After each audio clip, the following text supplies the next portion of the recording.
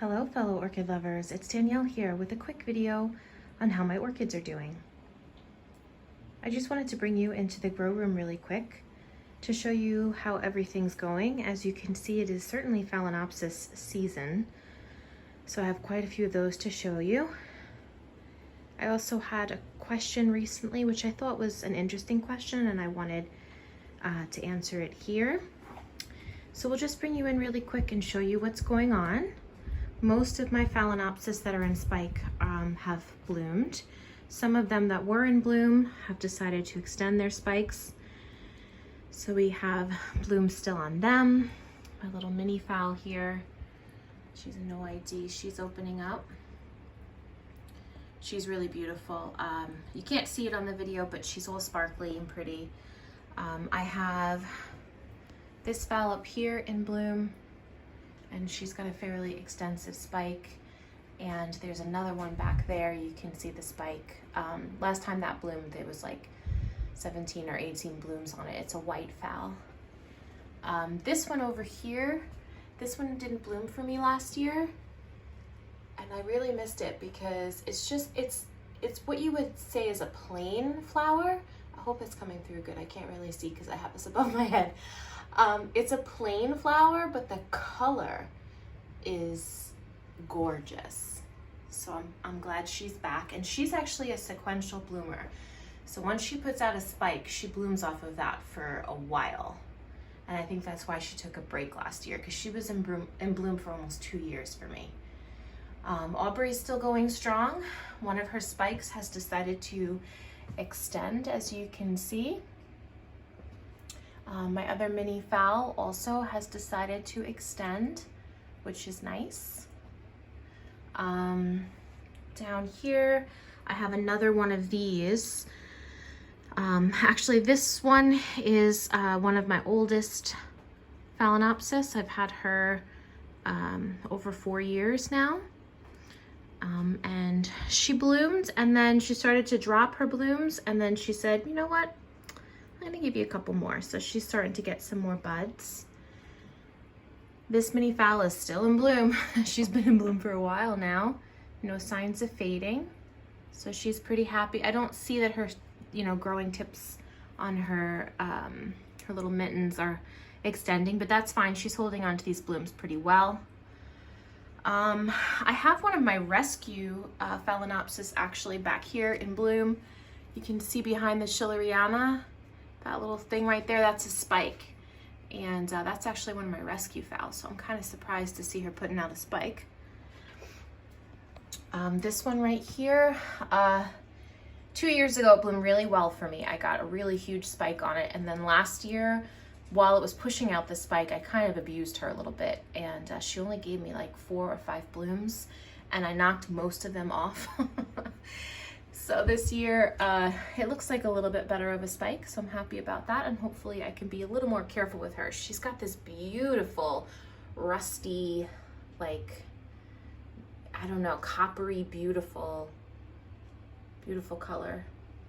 And then the pink one's back in bloom. I almost cut her a spike off because I really want her to concentrate on roots, but I didn't. I just kind of let her bloom. She's only got like four blooms on there. Just stepped on my cat's tail. She's got to be on top of me, so. And then this one also decided that she's gonna extend, so she's putting out a few more buds. This one just opened, which is again fine with me. They can bloom as long as they want. This one right here, I don't remember it being yellow last year. This one I got, I didn't know what color the flowers were. I got it on the discount table for like $4 or something ridiculously wonderful like that. And when she bloomed last year, she only gave me 2 blooms, and I seem to remember that they were white, but they are not white. They're a beautiful, like pale butter yellow, even paler than like, I don't know. And then it's white in the center. And the lip is so vivid. And the contrast of the white and the orange is just really, really pretty. So she kind of went bananas. She only gave me 2 blooms last year, and this year she's giving me branches off of branches. So she's overachieving at this point. My pink girl, she still has her spikes, so she's doing really well. I love the polka dots, so I'm really happy about that. On this section here, these aren't Phalaenopsis, but I'll bring, well, this one is. This is my Violacea cross that I love, love, love. She smells like honey and lemon. And she did something really weird last week. She was yellowing a back leaf, which is fairly normal for her. She usually only has 3 to 4 leaves, and I've had her for a couple years, so I wasn't concerned when the back leaf started to yellow, because usually around the time she starts to bloom out, she pulls energy from a leaf, she starts putting out roots, and she blooms at the same time. But then this leaf, her newest leaf, started to yellow, and I had a little meltdown, actually, because she's my favorite Phalaenopsis, and I'm just really worried that I'm gonna lose her. This doesn't seem like a good sign to me. I did clean up her stem. There was a fair amount of stem that was dead, and I cleaned it up, and I cut a piece of it off just to try to limit the moisture around her stem. I'm taking her out of water and putting her back in water. I'm not really letting her soak for long periods of time because I'm worried that maybe she developed some type of stem rot. I don't really know why this is happening.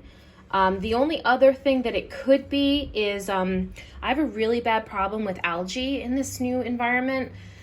I think the combination of the higher light levels and the fact that I have well water that does not have chlorine in it, the algae just gets out of control, and it gets to the point where it actually suffocates the roots. And it was doing that to her roots. Like anything that was in contact with the algae was turning mushy, and I was having trouble keeping up with it. So I told you guys a while back I was experimenting with barley extract, because they do that for ponds, and it's supposed to keep the algae under control and not harm, you know, like the pond plants that you put in a pond. And it seemed to be working fine. I wasn't using a whole lot of it, but I did recently do a bunch because, not a bunch, but I did a couple of treatments because the algae problem was so bad. And I don't know if maybe this is a result of that. I don't know, but I rinsed her roots really good. I scrubbed, and I'm hoping that she'll bounce back. I mean, the stem feels firm. I don't see any obvious signs of rot, so I'm just hoping that the crown isn't destroyed. She's still blooming out and pushing out buds, so I don't know. It's a real head scratcher for me. I've never had anything like this happen before, so I'll just hope she's gonna make it. I'm counting on her not making it though. Like, so if she doesn't make it, I'm already kind of preparing myself for it, and I'm not happy because I love this. I love this. It's my favorite Phalaenopsis. So that's the way it goes though when you grow orchids, right? Sometimes they just die on you. My Zygopedulum's doing pretty good. The new growth continues to grow and get some roots. As you can see down there, it's getting some new roots.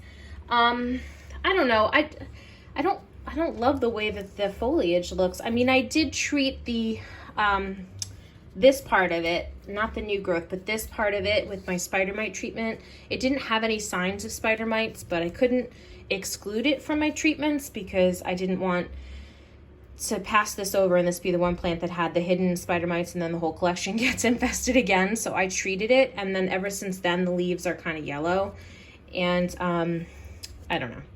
I mean, the new growth is growing, so I guess I should just be happy that it's not dead. And it does have some very significant, beautiful, green, gorgeous roots. The old roots have died off, as you can see, but the nice green roots are underneath. Let me turn it around. Not in my hand so I don't drop it. And then you can see a bunch of new roots in there too. So, I mean, the root system looks good. I don't know. I worry I'm doing something wrong, but it's probably just me being silly. My Paphiopedilums fooled me. So they both stopped growing for a while, and I was like, okay, you know, whatever. And then, you know, check out videos of other people growing orchids, and theirs are all starting to bloom, and they're getting their spikes, and, you know, all happy. And I saw a shadow in that one back there, and I got excited because I thought possibly there was a spike. Well, it looks like a leaf now to me, so it's just putting out another leaf. And I was like, oh, it stopped growing. Maybe it's going to push a spike. No, I just paused, and then I'm going to push another leaf. This one has something too, but it's too far down for me to see. This one has actually bloomed before, so I'm hoping this one will bloom, but that one definitely tricked me. I thought it was getting a spike and it's just a leaf, so womp womp. My Maxillaria Tenufolia is still in bloom. It really smells really nice in here. There's only 5 blooms, but they pack a pretty deep punch. I mean, you have to be standing in the right, portion of the room because the fan blows the airs kind of that away. So if you're like over here and even like up here, like when I get these orchids down from these shelves, it's like a really heavy coconut scent. So that's exciting. My Victoria Reginae, so weird. It's a little teeny tiny plant, as you can see. I got this over the summer and I wasn't expecting anything out of it because it's so tiny. And it decided to push out a bud, which is really weird, but then it blasted. So at first I saw it coming out and I just thought, oh, that's a keiki. I'm gonna get a keiki. And it wasn't, it was a bud, but the bud blasted, so. Want again. But it's okay. I really wasn't expecting this to bloom for a couple of years, so I'm not terribly disappointed. I mean, it would have been great if that had bloomed, but it's not a make or break moment for me. My pendulum's doing really good in the new setup that I have. I took it out of that little hanging thing with the twisted microfiber because it just bothered my tidy soul.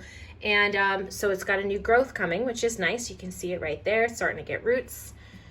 So I'm excited about that. I have 2 phals up here in bloom. I've got this big, beautiful phal. She's one of the ones that's in just strictly well water. I don't fertilize her. And she's doing really good. The other one that's in strictly well water and I don't fertilize, I don't know if you can see the spike back there. It's also got a spike. So we're a little farther behind on that one. Diane is in bloom and she's looking fabulous. As you can see, really, really pretty. Again, another really pretty yellow Phalaenopsis, and I just love the lip on her. It's so cool and funky. So she's doing really good. Nice big spike from her as well. I don't know why my camera keeps going blurry today, but it is. I have a couple more spikes here. I have this spike right here, which actually has a blasted bud. Look at that. This spike right here. And this is another rescue phal. As you can see now, she's not a rescue anymore. She has pretty amazing roots. My Fuller's Gold Stripe is also in bloom. That's a pretty reliable bloomer. And then this one, this spike right here, I'm shocked. I'm shocked. This particular orchid is a rescue and has been a rescue for a while and was like not turning a corner back at my old house. And then it started to grow roots finally this winter and then it put out a spike. So it's pretty cool. This is a new mini phal that I just purchased recently. I used to have this very mini phal a couple of years ago and I really liked her. I didn't know what mealybugs were back then and I just thought she had like white mold and I was trying to fight the white mold and it wasn't white mold, it was mealybugs and it killed her. So I lost her. So when I was in the store recently and I saw this, I was like, oh my goodness, I have to buy her. Now it was a really cold day, so her blooms are kind of a little limp as a result. I also got these two the same day because when I bought that one, it kind of opened the floodgates and I bought 2 more. So this one was, they were actually in the pot together. They were sold together in like a community pot. This one was interesting. I've never seen this particular bloom before. And this one was potted up with a couple of different ones, but this was the only one that I kind of liked. And I actually got it for this one. As you can see, the cold air got to this one too. But really, really beautiful bloom. Love that polka dot behind the lip. So yeah, her blooms haven't really perked back up, unfortunately, but the new one that opened is okay. And none of the, she only had like 1 or 2 buds left. They didn't blast. So, real pretty. My Dendrobium Royal Chip, one of the spikes went over, a second one's going over. So I just have the 1 spike left. Roy Takanaga is, he's keeping I mean, I guess I can't call it a girl when it's got a boy's name, but it's been in spike for a while now, and that spike is showing no signs of fading, so I'm pretty happy about that. It's also growing a new growth, which when I first got it, it had a new growth and it rotted. So I'm happy that it's making some good progress. My Nora Takanaga she's a machine. I mean, she literally puts out spike after spike. So these flowers have been with me for quite a while.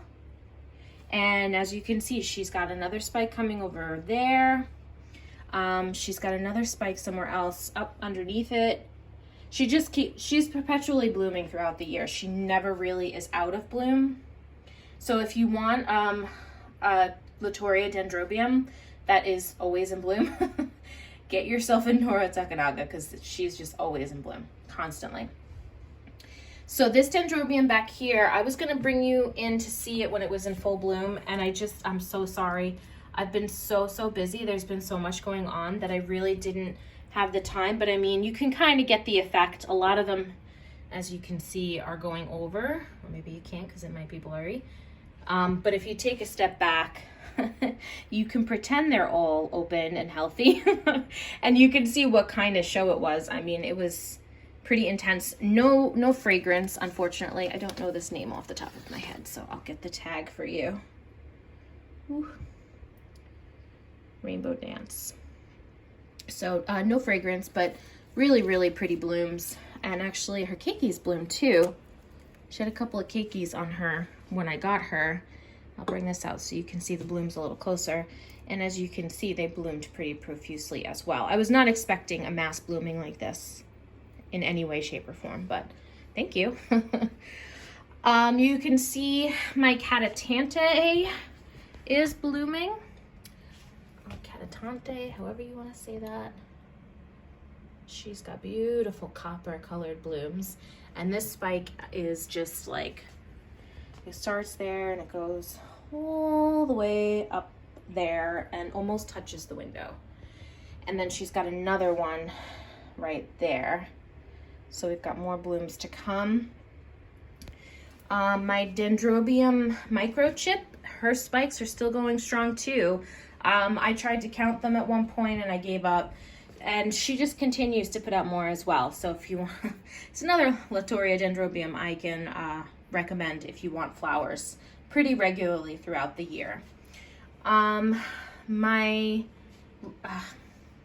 Shelob Tolkien, there are a few spikes starting, but they're so far in the leaf bract that it's not really worth it to try to pull it out and show you. My Insiclia Radiata is starting to get her spikes. She always blooms a little later for me than most people. You can see there's another one right there. So I see other people's are in bloom and I'm like, oh, okay, mine are gonna start her spikes soon. My green apples has a spike, as you can see right there.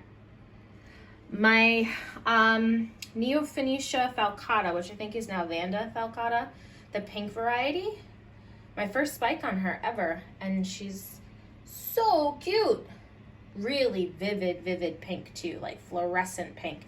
And I love the spur, but I especially like it when it's a bud. It's so cute. And then when it first opens, it's still pretty tight. So that's my first spike on her. I've had her for several years, and I'm really excited. I'm asking her if she could have a conversation with the curvifolium and just like whisper to the curvifolium to also bloom, because I'm giving this plant everything it needs and it's still not blooming for me. Whatever. Moving on. Okay, so we'll go over to our Cattleyas. So this one right here, I've had her, she's one of my oldest Cattleyas and I could never get her to bloom. I finally literally like stuck her in the window to the point where I thought I was gonna fry her, and she bloomed for me, but I don't know that the blooms were really worth the wait. I'm not loving that so much. And I don't know if like the tie-dye effect is actually like a virus or something. I'm not really sure, because the original picture that I saw of her, this is Alyssa Nehemi Compton. It wasn't really a clear picture. So I can't really tell you if this is a mistake or a problem with the bloom or some kind of virus or whatever, like this color breaking. I know some Cattleyas, they actually like make a cross that does have like this slightly tie-dyed effect, but I don't know. If this is intentional, I'm not a huge fan. So there you have it. I have a ton of new growths on my Cattleyas. I mean, I have 2 right down there. I have 1 right there. It's a big one. This one's getting pretty big. I have 1 over here. Pretty much every Cattleya has a new growth. And then my BLC Mary's Glory is maturing her buds. So those should be popping open soon, and I'll try to share that with you. My other pendulum is also developing. I think it's more like a cakey because it's not from the base, but you can see that little green bump right there. Lots of new growths on my Oncidiums, so I should be getting some spikes soon. My Tolumnias, I recently watched the Care Collab video that Nina did from Ninja Orchids on her Tolumnias, and I realized that I probably was giving mine too much light because there's a lot of that purplish red. So I moved them back from the window and hoping that will help. This little baby right here, she is also spiking for me, as you can see. She spiked for me already once. I've had her since the last summer. And so this is her 2nd spike for me. So I'm excited to see her blooms. Her blooms last a really long time. Just trying to look around and see if I'm forgetting over anything over on this side. I don't think so. My Atroviolaceum. This is another Latoria Dendrobium that if you want it to be in bloom for a while, it's a good choice. And this is one of my favorites. I love the color of the lip and the spots, and the smell is like vanilla chocolate, like it's white chocolate. It's really, really pretty. Very, very sweet. And she's got quite a few spikes on her that's just sticking around, just hanging around. As you can see back there, what is that? My Blue Comet, Indigo Blue, I think is the name of it. 2 of her flowers have opened. I'm gonna try to bring you back, but it's a little difficult with all these orchids. It's hard to take everything down too to videotape, but really gorgeous color on that. Like a true rich, like deep purple, almost black. She's got 1 more bud to come on this spike, and then in the other one in the back there, you can see, I hope you can see behind it, that's also got a spike. So she's doing really good. My Wildcat is still going strong, as you can see. So a small spike this time, but that's okay. It's a co Wildcat up here has decided that she's gonna put out the biggest monster spike she's ever put out, as you can see.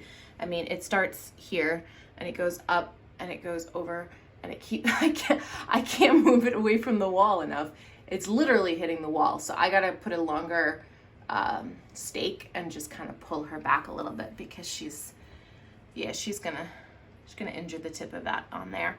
I also have, this one is in spike. What is this one? It's Luna something or other. Yeah, Yasabella. Oh, come on, focus. Lunar Eclipse. So she bloomed for me once before, but it was a single bloom. She bloomed for me right after I got her from the nursery, and she came from Hawaii, so I'm not really surprised that it was only 1 bloom. So I'm hoping for more this time, but as you can see, she's got a spike right there. I also have a Miltoniopsis in spike, but my Miltoniopsis don't grow in here, so unfortunately I can't show her to you this time. This is my Dendrobium Oriental Smile, I think. Fantasy, yes. So her blooms are finally starting to fade, but she's been around for a really long time. I only have a few Nobiles. I only have like 3, I believe, technically. And I hesitated to get them because it seemed like a lot of effort to get them to bloom, and I wasn't sure how long the blooms last.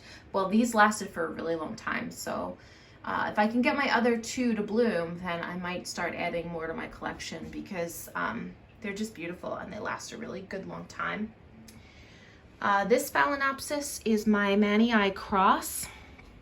As you can see, this spike is starting to go over and it's not extending, but this spike over here is extending. So we're gonna get a few more blooms on her. My Vanda is doing fabulously. As you can see, her roots, every single root has a growing root tip on it. She's got branches, she's got, I mean, the girl's going crazy. And she's putting out a spike. I don't know if I can get you, see it back there, headed towards yonder window. So she's putting out another spike. She just bloomed for me in October.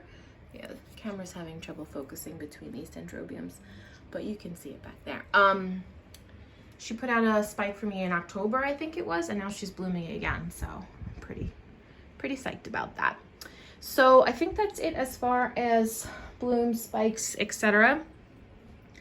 Someone did ask me recently why I use these glass beads in a number of different ways. So I use these glass beads in a couple of ways. One is I use them on the bottom of a glass sometimes. Let me see if I can find an example. So, okay, so for my Nora Takanaga, I use them on the bottom of the glass to create like a reservoir. So I pour the water in, and so it just covers the top of the glass beads, but then when it's gone from the top of the glass beads, it's still providing humidity for her. Because I find that if I don't put the glass beads there, the water tends to evaporate too quickly. And then, you know, I only really water once a week. I do check on them in between, but for the most part, I go through and I water once a week. And I want her to have a good source of humidity in her glass even after technically the water is gone. So the glass beads retain a little moisture for her that usually lasts throughout the week. Like today is watering day, so as you can see, it's almost dry. Same thing with the royal chip. You can see there are a few green roots there still. And then I also use them as like inorganic media. So like for instance with my Dendrobium, with my Phalaenopsis, with my Zygopedulum, especially with my Cattleyas. I'll try to pan you over gently. As you can see, I use them as an actual potting media. So the reasoning behind this is I want to use something inorganic that's not going to biodegrade, but I also want to give the Cattleyas something to grab onto. I was doing water culture with them, and I wasn't giving them like something to actually feel like potted in and attached to. And they did okay, but they didn't do fabulously. Now, I know some people grow their Cattleyas in water culture with no media at all, and they do fabulous for them, and that's great. But for me, it didn't really do well. My Cattleyas didn't really get 100% happy until I gave them something to kind of push their roots down into and grab a hold of. So that's what I use these glass beads for. And, you know, I have drainage holes in the bottom so that I can water them and then drain the water out to give the Cattleya the wet-dry cycle that they need, because you don't want them to rot. I did forget about one orchid that's in bloom. Let me see. Not in bloom, in spike. It's this one. It's my Chrysotoxin. Can you see there by the window? I actually have 3 spikes, but I'm not going to go crazy and find all 3. But you can see there by the window, she's starting to get her spike. The buds are actually forming now. So there's a lot going on. Sorry, I said it was going to be a quick video and it turned into a long one. I apologize for that. But I've really been wanting to get you guys in here for a while, because as you can see, it looks like a flower shop in here, and I love it. Like, I come in here every morning with my cup of coffee and I just smile, because it's so exciting and so wonderful to finally see such amazing results from years and years of growing a collection and trying to figure out what each plant needs, and sometimes failing, trying to move past that. So thank you very much for staying on this journey with me. I really appreciate all my long-term subscribers, and also anyone that's found me relatively recently. Thank you for joining us.